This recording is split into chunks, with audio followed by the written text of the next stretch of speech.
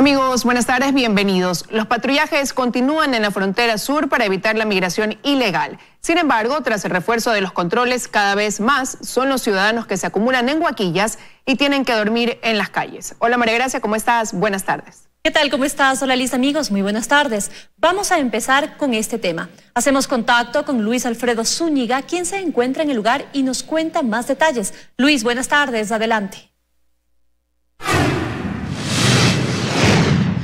Muy buenas tardes, compañeros. Efectivamente, permanecemos en Huaquillas, provincia del Oro, en donde continúan los patrullajes por parte de los militares ecuatorianos y peruanos para evitar la migración ilegal. Sin embargo, los pasos clandestinos se siguen construyendo. ¿Cuál es el despliegue que hacen las Fuerzas Armadas ecuatorianas y cuál es la situación de los migrantes que no logran cruzar? Se lo presentamos en el siguiente reportaje. La meta es clara, evitar el contrabando y la migración ilegal en la frontera sur, pues desde que esta permanece cerrada por la pandemia, se ha proliferado el cruce clandestino. Pero ¿qué hay de las Fuerzas Armadas ecuatorianas? A ellos los acompañamos en un recorrido en donde el trabajo principal fue eliminar las estructuras ilegales. Son migrantes que tratan de pasar por diferentes pasos ilegales. Los militares inspeccionan la zona y desechan rocas que se usan como base para nuevos puentes que construyen los mismos habitantes de Huaquillas. Son cerca de 450 militares ecuatorianos y 24 vehículos apostados a lo largo de la frontera sur. Pero los controles no han detenido a los migrantes, pues ellos son claros. Buscan llegar a países como Perú, Chile y Argentina. Y van a seguir intentando. Sí, de manera ilegal. Con el favor de Dios, mañana vamos a ver si pasamos mañana con el favor. Pero no todos se atreven a hacerlo. Primero por el peligro que corren, pues han escuchado qué pueden encontrar. Me dicen que eso está peligroso, que están soltando tiros. Quienes deciden arriesgarse enfrentan otro problema, el económico, pues cuando había menos control el cruce ilegal podía costar apenas $1 por persona, pero ahora puede ascender a $50 o más. Fincas que son de personas y entonces le cobran una cantidad muy elevada. Por las noches, familias y grupos enteros, sobre todo de venezolanos, no tienen otra opción que hacer de calles o plazas su lugar para dormir, pidiendo comida bajo la lluvia, y siguen llegando a Huaquillas. Nivel Cantón, más o menos como 10 familias diarias. ¿Ahora? No, ahora se pasa, ahora son 70, 75. Esta es la situación en la frontera sur. Mayor patrullaje, pero que no logra erradicar la migración ilegal. Y un cantón de Huaquillas cuyas calles se están copando de venezolanos que no paran de llegar. Aún no se ha definido hasta cuándo permanecerán los 1.200 militares peruanos en la frontera sur con Ecuador.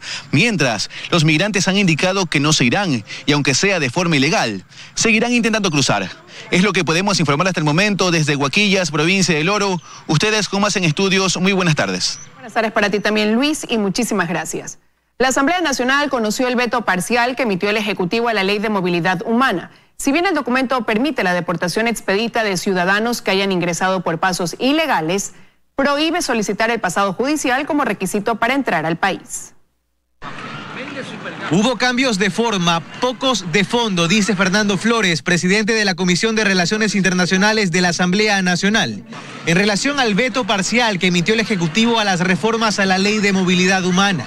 Uno de los puntos que no pasó cuenta es la presentación del pasado judicial como requisito para ingresar al territorio ecuatoriano. Eso no pasó, no tuvo los votos para ratificarnos y eso va a entrar por el Ministerio de la Ley, como había sugerido el Ejecutivo, que sea retirado de la ley, porque era algo inconstitucional. Pero aclara que las autoridades migratorias tienen la posibilidad de conocer si alguien es requerido por Interpol para su inmediata deportación. Además, destaca que otra de las causales para la expulsión sea el ingreso por pasos ilegales. Además, recuerda que no regular la situación migratoria es causal de deportación en un procedimiento que a raíz de estas reformas será expedito. Se refiere a la centena de migrantes venezolanos que se han quedado en Huaquillas, El Oro, ante la imposibilidad de cruzar a territorio peruano. Nuestra frontera está cerrada. ¿Cómo es que están pasando estos ciudadanos a Tulcán y tomando un autobús para trasladarse al interior del país? Pero en este caso, con esta ley, la autoridad migratoria no puede deportar al ciudadano por haber ingresado por un punto no autorizado de control, por haber presentado un documento adulterado. Pero las deportaciones o el cierre de las fronteras, dice Carlos Alomoto, especialista en temas migratorios, son soluciones momentáneas. Asegura que se necesitan acciones de fondo. El problema va a resolverse cuando los estados vecinos, los estados de la región conversen y busquen una alternativa, porque si no, como usted bien dice, estimado Carlos, en la frontera sur del Ecuador lo que se va a agravar es el problema de xenofobia, el problema de desempleo, los problemas de salud pública. Cree que la ola migratoria de venezolanos no se podrá evitar, pero sí regular. Sin embargo, hacerlo, admite, no será fácil ni rápido. Hay organismos que tienen una larga data como la OEA, por ejemplo, la Organización de Estados Americanos, los organismos de Naciones Unidas también, el propio ACNUR, que podrían tomar un rol protagónico en este momento y buscar justamente encontrar esos equilibrios, esos diálogos entre los estados para asumir este problema, para enfrentarlo de forma conjunta. En Guayaquil, Carlos Acoto, 24 horas. Los casos de COVID-19 continúan en aumento en el país, al igual que las aglomeraciones y las fiestas clandestinas, principalmente en las ciudades que registran más contagios. A esto se suma que los comités de emergencia cantonales autorizaron la apertura de bares y discotecas. Ver aglomeraciones en la capital ya es casi normal en época de pandemia. Según el seguimiento del COE Nacional, estas han aumentado en un 50% en Quito y un 18% a escala nacional. También han incrementado las fiestas clandestinas y los escándalos en la vía pública. Pero no solo en Quito, también se registran en Guayaquil, Esmeraldas, Cuenca y Ambato. Son las mismas ciudades que tienen el mayor número de incivilidades, las que tienen el mayor número de contagios y obviamente las que requieren la mayor capacidad hospitalaria. A esto se suman las concentraciones por las campañas políticas, donde tampoco se cumplen las medidas de bioseguridad como el distanciamiento, principalmente en Guayas, Pichincha y Manabí. El día de ayer se han registrado 877 concentraciones que ya nos superan más de 100,000 personas. Eso es lo que nosotros queremos que la ciudadanía entienda. Estos son 3 estadios llenos. Pero esto no es lo único que les preocupa, pues a las decisiones que toma el COE Nacional, los cantones deciden otras. Según información del Ministerio de Gobierno, de los 221 cantones, 82 autorizaron la apertura de bares, 76 dieron luz verde a las discotecas y también 76 autorizaron a centros de tolerancia. Aquí queremos pedirles públicamente nuevamente el llamado a la reflexión. Estamos en momentos sumamente complicados. El pedido va a la Asociación de Municipalidades del Ecuador, aunque desde allí también han exhortado a los cantones a rever estas decisiones. Los GAT deberían mantener la prohibición o no habilitar las licencias o suspender las licencias de actividades económicas, pero nosotros hemos identificado casos en donde, por ejemplo, las organizaciones sociales o las organizaciones de propietarios de estos centros tienen mucho poder político. El COE Nacional se reunirá en los próximos días para exhortar por medidas más estrictas, pues estamos a 15 días de un nuevo feriado en el país. En Quito, Andrea Samaniego, 24 horas. Hace pocos minutos se realizó el sepelio del presentador Efraín Ruales en el Camposanto Parque de la Paz, en Daule. Hay más detalles sobre su asesinato. Nos vamos a enlazar con Joana Ramos, quien nos amplía la información. Joana, buenas tardes, te escuchamos. ¿Qué tal, compañeras, amigos televidentes? Muy buenas tardes. Tras el asesinato del presentador de televisión Efraín Ruales, la policía ha confirmado que hasta el momento hay 3 sospechosos retenidos y son 5 las hipótesis que se manejan en este caso. Les presentamos un reportaje. Las investigaciones para descubrir al o los asesinos de Efraín Ruales no se detienen. En una rueda de prensa la noche de este miércoles, el ministro de Gobierno, Patricio Pazmiño, confirmó que se allanaron 2 inmuebles y se retuvo a 3 sospechosos. Yo no puedo hablar de detenidos porque ese no es el caso, pero hay 3 sospechosos que tendrán que justificar algunas pistas que ha seguido la policía y que se ha puesto en conocimiento, desde luego, de Fiscalía, y se está en este mismo momento procesando. Ahora se conoce que el auto de Ruales recibió 3 impactos de bala y fue uno el que le quitó la vida. Según la autopsia, la causa de la muerte fue una hemorragia interna masiva. El impacto de bala ingresó por el costado intercostal izquierdo, comprometiendo órganos vitales. Son 5 las hipótesis que la policía investiga por ahora. Y les voy a pedir que no me pidan que me pronuncie sobre estos indicios porque en realidad no los puedo mencionar, porque el mencionarlos sería entorpecer este momento las investigaciones. sobre el auto que la noche del miércoles fue abandonado e incinerado en el suburbio de Guayaquil sería el mismo que utilizaron los autores materiales del asesinato de Efraín Ruales. El automotor es de similares características al que aparece en videos de seguridad, aunque el carro encontrado incinerado tiene placa MCS 509 y el de las cámaras de seguridad, placa GLY 903. Coincidencialmente, los dos automotores tienen la misma ubicación de la lona del cubrellantas trasero. Ya pasado el mediodía se realizó la sepultura de Efraín Ruales en una ceremonia muy íntima, su familia y amigos cercanos. Se ha confirmado además que al menos 30 uniformados de grupos especiales de la policía están a cargo de las investigaciones en este caso. Agradecemos a Joana por su informe.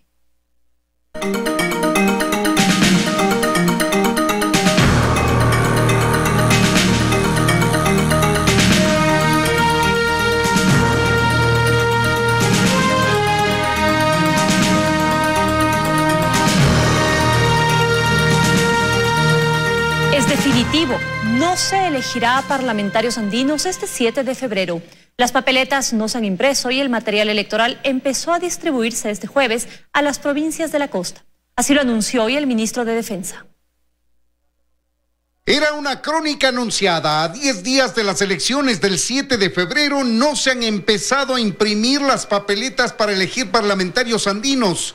Y este jueves, Fuerzas Armadas inició el proceso de distribución del material electoral dentro del país, pues las del exterior ya se enviaron sin la papeleta de parlamentarios andinos a inicios de esta semana. La papeleta de parlamentarios andinos definitivamente irá en la segunda vuelta. De existir, pero está postergada, no se realizará en esta primera vuelta. Y ya se ha realizado, ya está el desplazamiento. Los problemas contenciosos electorales que aún no se resuelven por recursos interpuestos por el movimiento Justicia Social y el tiempo para el proceso logístico de distribución del material electoral hizo que, de hecho, la elección de parlamentarios andinos no se lleve a cabo tal como lo establece el Código de la Democracia en primera vuelta. No puedo decir hasta cuándo y hasta qué instancias llegará el partido político para nosotros definir si es posible o no imprimir todavía papeleta. Esto lo dijo el domingo la presidenta del CNE. Y hasta el momento no se ha pronunciado oficialmente sobre el tema el Consejo Nacional Electoral, que es el organismo rector del proceso. Esta sería la primera ocasión que se posterga una elección por temas de justicia electoral. El despliegue, el transporte, la seguridad está dentro de una planificación de las Fuerzas Armadas. De la parte técnica de elecciones no es nuestra responsabilidad. Si no hay segunda vuelta electoral, el CNE deberá organizar un nuevo proceso exclusivamente para elegir parlamentarios andinos, con los onerosos costos, organización y trabajo que conlleva, sin contar con los conflictos de carácter legal o constitucional. En Quito, Freddy Paredes, 24 horas. El Consejo Nacional Electoral descartó la ampliación del horario de elecciones y anuncia que veedores de organizaciones políticas ya no necesitan prueba para acudir a los recintos para la vigilancia electoral. El Pleno actualizó el protocolo de bioseguridad para las elecciones.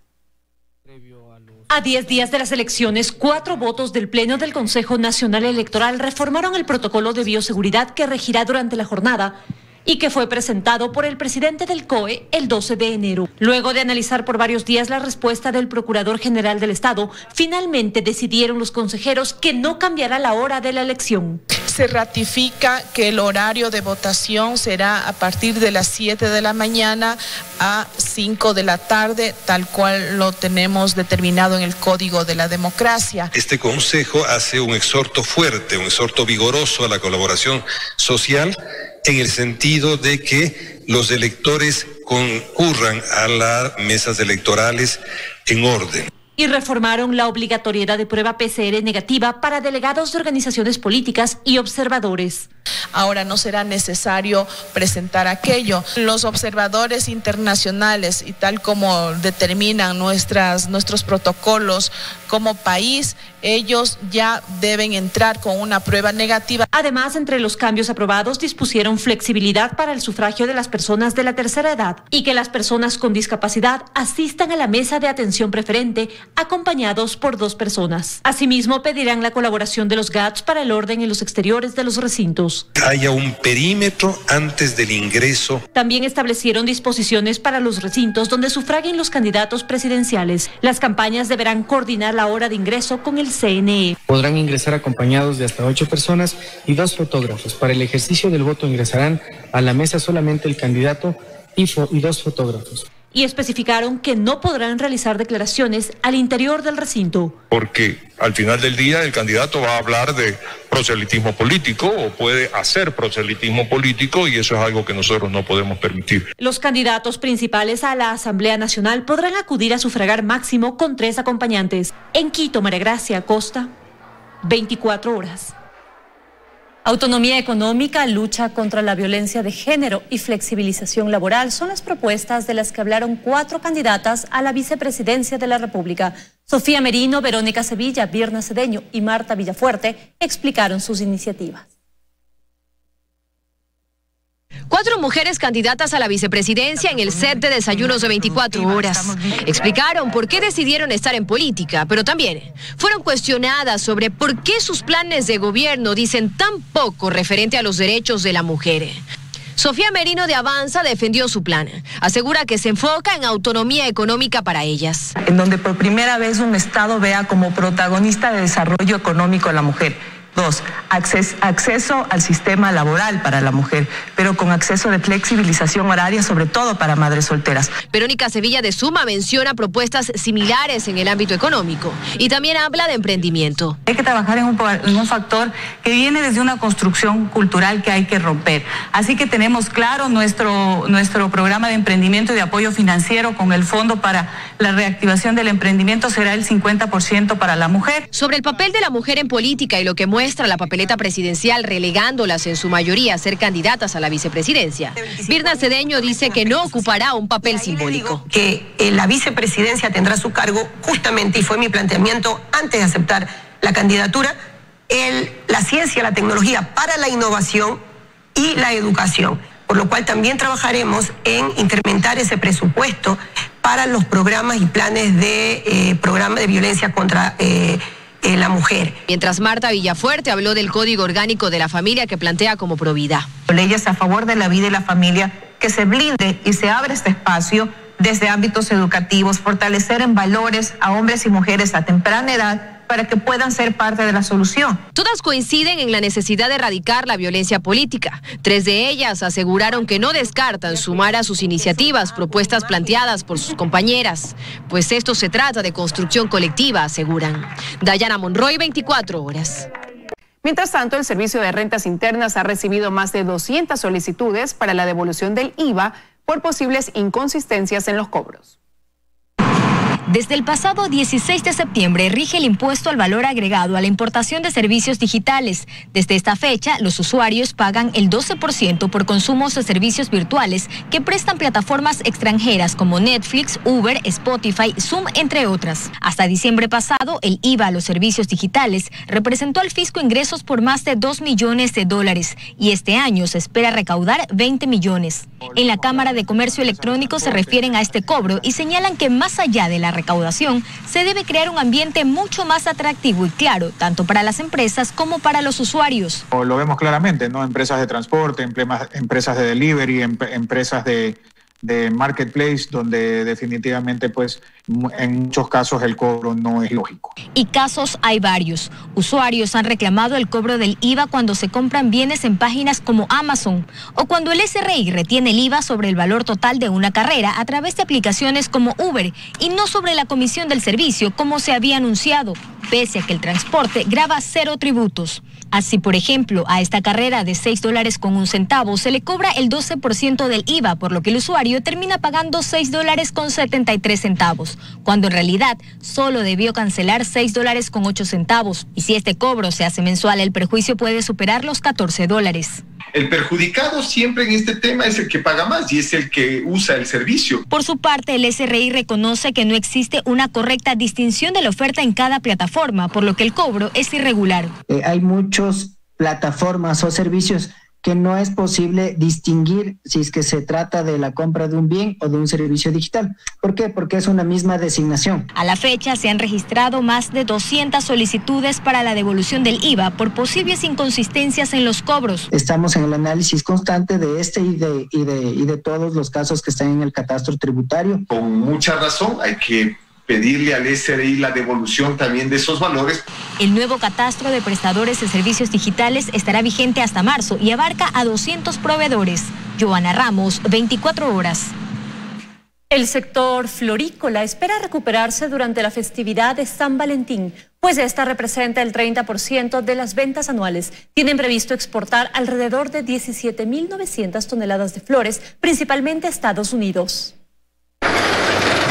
Son cerca de 120.000 cajas de flores las que saldrán a diario durante los próximos 5 días desde el aeropuerto Mariscal Sucre para cumplir con la demanda requerida por los mercados internacionales para la tradicional fiesta de San Valentín. El sector florícola prevé que en este año sean alrededor de 17.900 toneladas de flores las que se exporten, principalmente hacia Estados Unidos, Europa y Rusia. Hasta el momento ya ha salido del país un 60% del producto. El resto tuvo un retraso por las malas condiciones climáticas. Hemos tenido un invierno recrudecido del que no tenemos memoria. Esta vez la cosa estuvo muy dura y debo decirte que las producciones previstas para la fiesta de Valentín están mermadas en alrededor de un 20%. Adicionalmente, la oferta de espacios aéreos para llevar la carga a los mercados internacionales viene muy restringida. Este Valentín va a tener más o menos un 10% menos de facturación, es decir, en lugar de llegar a 280 millones, que es lo que deberíamos llegar en Valentín,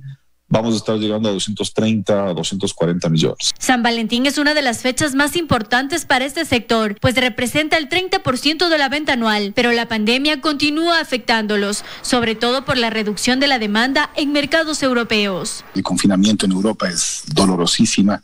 Y eso ha causado que estos mercados se sientan un poquito más reducidos. Pese a todo ello, el sector es optimista de que la situación a lo largo del año podría mejorar, aunque sea de a poco. Nosotros hemos contratado mayor personal. Estamos esperando que en el año 2021 tengamos una recuperación de apenas el 1%, pero ya es algo. Sin embargo, aún sienten incertidumbre por las decisiones que tomen los gobiernos a nivel mundial, pues de eso dependerá el crecimiento del sector. En Quito, Belén Merizalde, 24 horas. El gobierno, en conjunto con la Unión Internacional de Telecomunicaciones, realizó la valoración de bandas de espectro radioeléctrico de 700 MHz y 2,5 GHz, aunque el precio fijado es reservado, al igual que el que surja de la valoración de bandas superiores, es un paso hacia la renegociación de los contratos de concesión de las operadoras de redes móviles que terminan en 2023. Adicional a ello, se inicia un proceso de socialización del nuevo reglamento de tarifas de servicios de telecomunicaciones, precios que no habían sido analizados en 18 años. El despliegue de infraestructura es importantísimo dentro del reglamento de tarifas, ya que existen parroquias vulnerables, parroquias que no han sido atendidos o que no tienen el despliegue necesario de la infraestructura para poder tener conectividad, para poder tener asequibilidad de la gente al uso de Internet. Con este nuevo reglamento nosotros brindamos a las operadoras, con este ajuste que hace el Estado, para que ellos tengan un despliegue de infraestructura diferente y puedan brindar más servicios hacia los usuarios. Estamos de regreso con más información. Durante la próxima semana, el Servicio Nacional de Atención Integral a Personas Privadas de Libertad iniciará un proceso de selección de 300 guías penitenciarios. A este número se sumarán 200 más que ya están realizando el curso y con ello se espera reducir en algo el déficit de agentes que existe en el país. Son varias las falencias del sistema de rehabilitación social del país. Una de las más importantes tiene que ver con la cantidad y calidad de los agentes de seguridad penitenciaria. Al momento, el sistema penitenciario registra 38.280 privados de libertad y apenas existen 1.434 agentes de seguridad penitenciaria. Esto, pese a que la norma internacional para el control de cárceles recomienda tener un agente penitenciario por cada 10 privados de libertad. Es decir, que en el país necesitaríamos algo más de 3.800 agentes. Ante el déficit que se ha arrastrado por años, las autoridades hoy buscan suplir en algo esta necesidad. Tenemos 200 jóvenes ecuatorianos que están haciendo ya ese curso conjuntamente con el Instituto de la Policía Nacional. Edmundo Moncayo, director del Servicio de Atención Integral a Personas Privadas de Libertad, explica que ya cuentan además con el presupuesto necesario para hacer una nueva convocatoria de 300 aspirantes. Se lo realizará en los próximos días un llamamiento a un nuevo concurso. La intención, dice, es que hasta mayo el sistema carcelario del país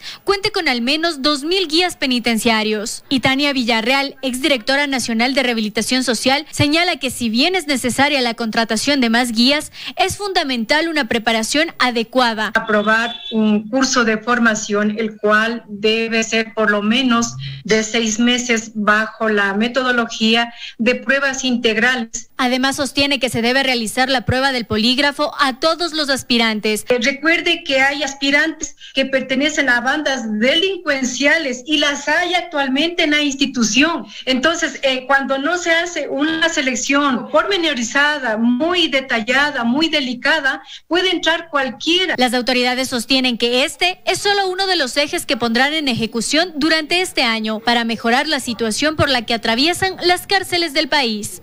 En Quito, Belén Merizalde, 24 horas. Les contamos. La nueva variante de coronavirus identificada en Reino Unido llegó a Pichincha. Se trata de 2 personas que se encuentran hospitalizadas. Nuestra compañera Stephanie Paz nos informa. Los 2 casos se encuentran en Quito y se trata de un hombre de 64 años y una niña de 12 años, que no pertenecen a una misma familia, es decir, no guardan relación. Sin embargo, ambos ya reciben tratamiento en distintos hospitales, según informó la secretaria de Salud de Quito, Jimena Abarca. Nosotros tenemos jornadas de coordinación con el Ministerio de Salud todos los días jueves en la tarde. Este va a ser uno de los motivos de discusión durante estas sesiones de coordinación. Sabemos que el Ministerio de Salud tiene identificadas a las personas, están hospitalizadas, se ha establecido el cerco epidemiológico correspondiente. El hombre de 64 años ingresó al país el pasado 11 de enero, proveniente de Reino Unido, con una prueba PCR negativa. Sin embargo, la menor no registra ningún viaje en los últimos 6 meses. El alcalde de Quito se pronunció al respecto y aseguró que el comité científico ya analiza las medidas a adoptar. Era de esperarse, el mundo se mueve y el virus se mueve.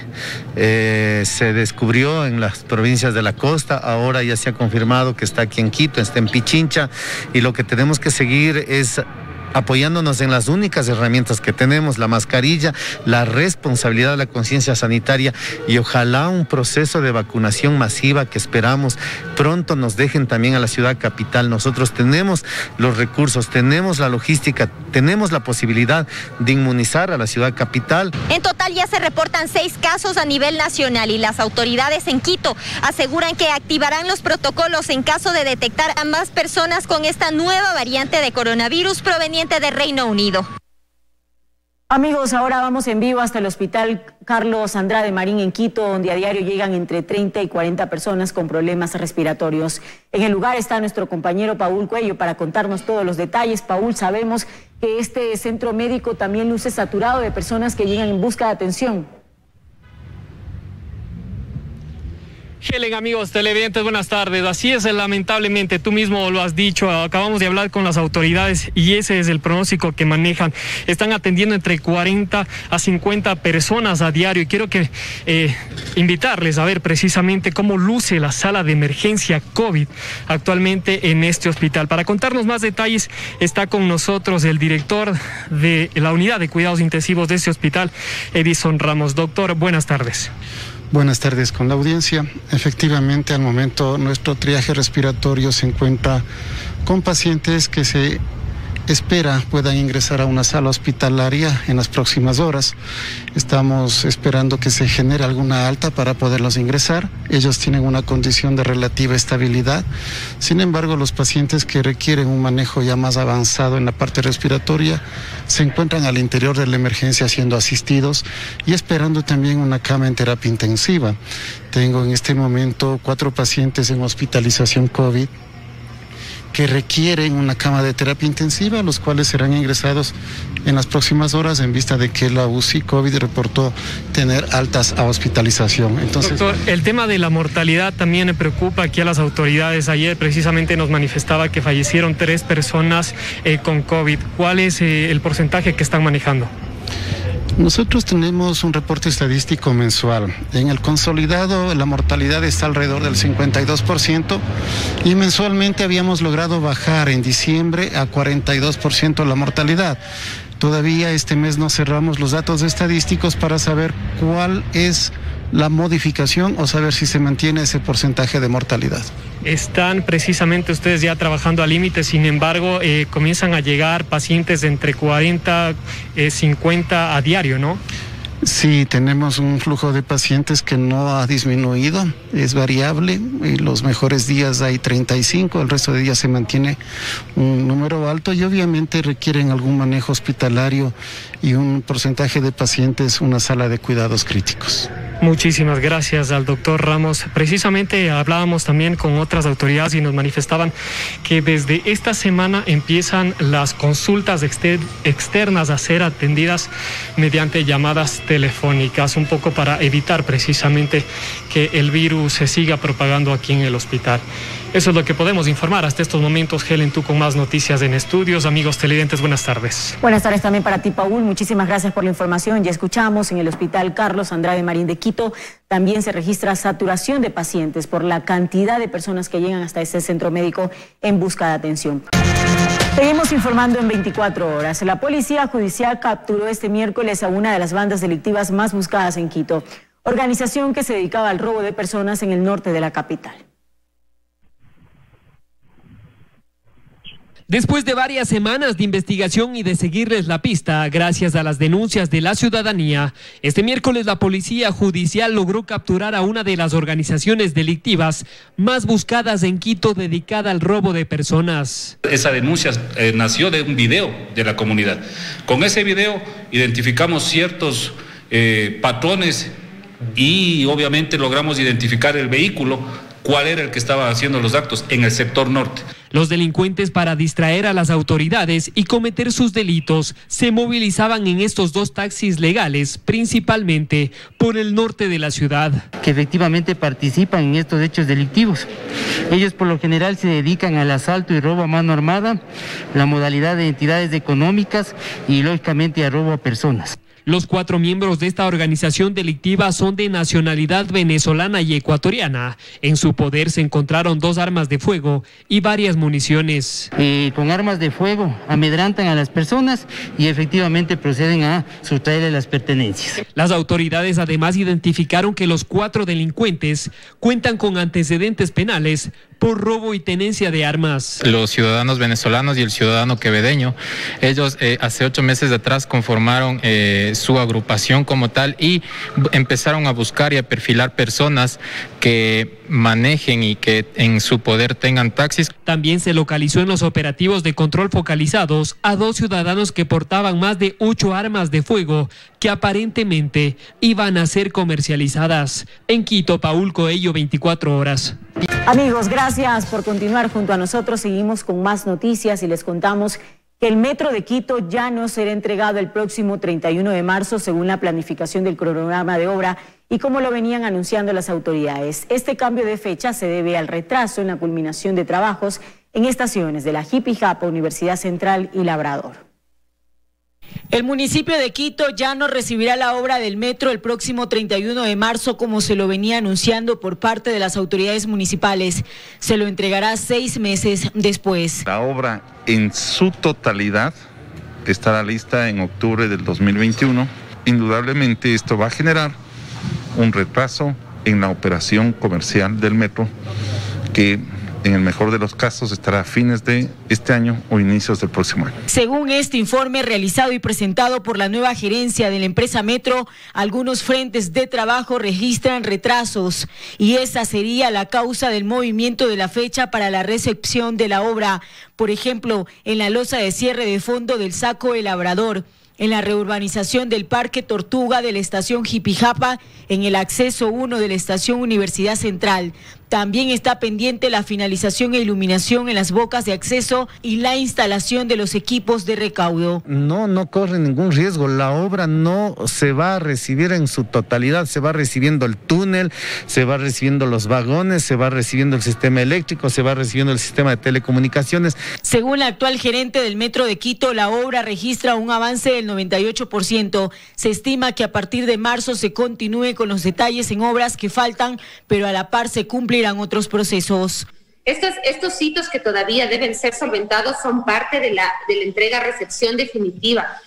Una obra de este calibre no puede simplemente cerrarse en una fecha, sino que se deben programar ciertas actividades de cierre que son las que se tienen previstas hasta el mes de octubre. De la mano, además, como una de las actividades pendientes, es la instalación de los equipos validadores de recaudo que se tiene previsto precisamente para el mes de octubre. Por su parte, Edison Llanes, quien gerenció la empresa hasta el pasado 12 de enero, aseguró que si bien el Metro registra estos requerimientos y retrasos, la obra podría estar lista para el público en 2022. Lo más probable es que tengamos Metro en el 2022. Lo dije el año pasado. Hoy se está un poquito ratificando este proceso. A estos retrasos se suma que aún la obra del Metro no tiene ni modelo de operación ni operador, ni tampoco hay fecha para que se reúne el directorio, que es el encargado de tomar estas decisiones. Helen Quiñones, 24 horas. Ahora les contamos que por 2 días se desarrolló la tercera cumbre pesquera nacional en la provincia de Galápagos. En el evento se logró reunir a pescadores artesanales e industriales. Analizaron varios temas inherentes a su actividad y culminaron con la firma de un acuerdo de 18 puntos. Este fin de semana se desarrolló en Puerto Ayora la tercera cumbre pesquera nacional, calificada como histórica porque es la primera vez que se juntaron los sectores pesqueros, artesanales e industriales. Con estrictas medidas de bioseguridad se reunieron en el Coliseo Cerrado de Deportes un promedio de 100 personas por 2 días. Tras varias exposiciones entre presenciales y virtuales sobre temas pesqueros, concluyeron, entre otros puntos, la oposición a la pesca ilegal, la necesidad de crear un ministerio exclusivo para la pesca y el rechazo a la creación de una nueva reserva marina alrededor de las islas. Nosotros estamos muy claros que no es la prohibición lo que debe ir, ni la creación de nuevas áreas, que si ellos detectan algún problema, se necesitan mayores controles. No hay ningún problema en establecer mayores controles. La idea de ampliar la zona de protección marina nace del colectivo Más Galápagos, que presentó su propuesta científica ante los pescadores. Eliezer Cruz, que lidera la iniciativa, expone las razones del proyecto. Lo que buscamos es que haya precisamente una propuesta que satisfaga a todos los sectores y que garantice la conservación de las especies que, como ven, están en la lista roja de la UICN, más de 20 especies que en lugar de haber mejorado han empeorado. Hablamos de tiburones martillo, tiburones ballena, hablamos de tortugas marinas. Al no haber acuerdos, se ha anunciado que inicia un proceso de diálogo para alcanzar consensos y así lograr la conservación de especies marinas sin afectar a la actividad pesquera, uno de los motores económicos del país. La cumbre pesquera terminó con la firma de un acuerdo que tiene 18 puntos en total. Se anunció que la cuarta reunión se la realizará en Manta en 2022. Diego Añasco Lalama, 24 horas. La unidad educativa Pedro Carbo de Guaranda en Bolívar está en pésimas condiciones.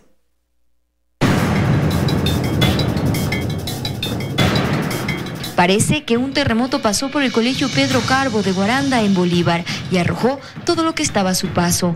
Lo cierto es que estas imágenes solo muestran el deterioro que ha tenido esta unidad educativa durante ya varios años por la falta de una repotenciación. Años anteriores, la unidad educativa contaba con aproximadamente de 800 estudiantes. Luego, con la fusión, obviamente doblegó.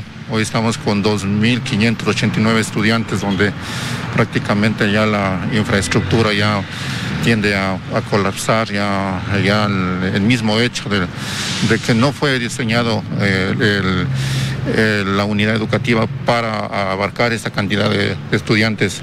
Es por esta razón que una comisión de la institución llegó a Quito, al Ministerio de Educación, para exigir una respuesta, ya que en 2018 se ofreció realizar una consultoría para empezar los arreglos. No se ha puesto ni siquiera un granito de arena ni una piedra para que obviamente la institución pueda funcionar como adecuadamente se lo merece por su historia. Entre esta comisión estuvo el presidente del Comité de Padres de Familia, quien dice que es inaceptable que pese a la condición en la que se encuentra ese plantel, no se haya tomado medidas inmediatas. Realmente las condiciones económicas que vivimos no está para nosotros seguir apoyando como padres en cuestiones de mantenimiento de baterías sanitarios, cableados eléctricos, el techo que muchas veces se cae. Desde la entidad gubernamental informaron que tras realizarse... Yo les sugiero el pulpo, que repito... por parte de la entidad financiera que respaldaba el proyecto y que debido a la pandemia hubo retrasos, ya que los fondos se destinaron a la emergencia, pero que este año se reanudarán. Estamos ya trazando y hemos de hecho definido